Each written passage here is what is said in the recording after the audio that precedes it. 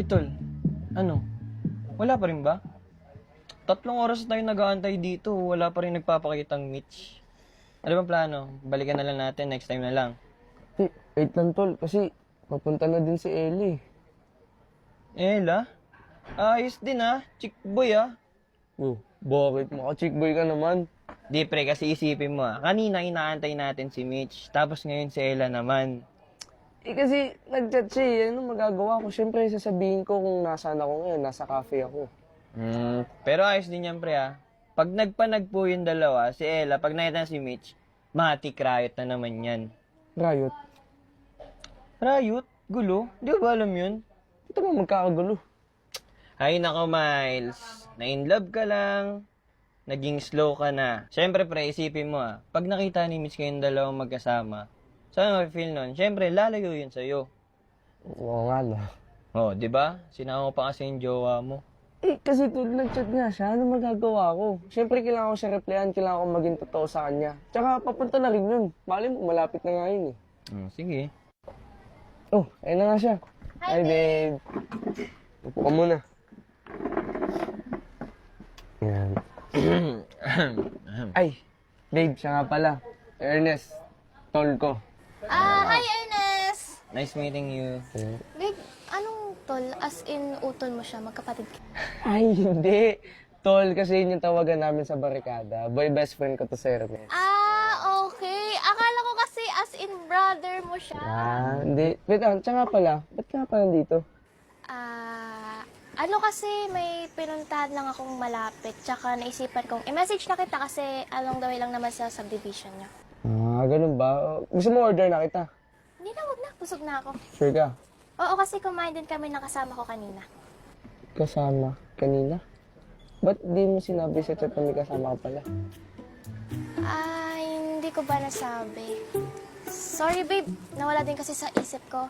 Pero former classmate ko lang naman yun. Tsaka nagpatulong na ako sa kanya kasi sa pupuntahan kong lugar. Hindi ko kasi alam eh. Ba't di mo pa siya sinama dito para makilala namin ni Ernest, di ba? Oo nga. Kasi ano eh. Oh. Kasi nagmamadali siya, kaya ako na lang yung pumunta dito. Madali. Babe, hindi pa ba tayo aalis?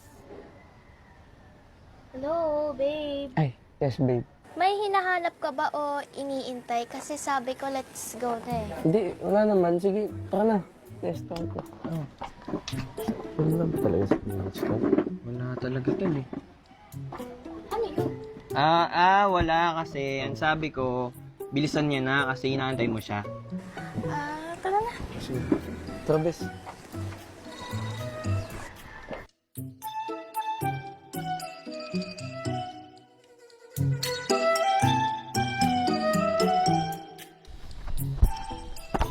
Oy pre, kamusta?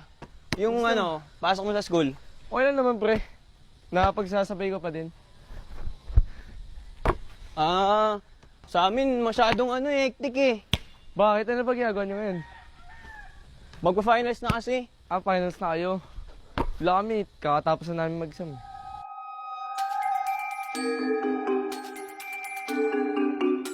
Oy, pre, tara. Bakit? Bounce na tayo. Kasi, sumay dyan ko eh. Seryoso ba?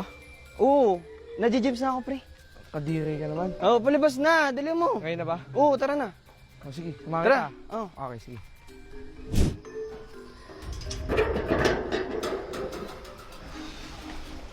Ay, teka lang, pre. Di ba sabi mo na-jibs ka? Pre, kasi nawala.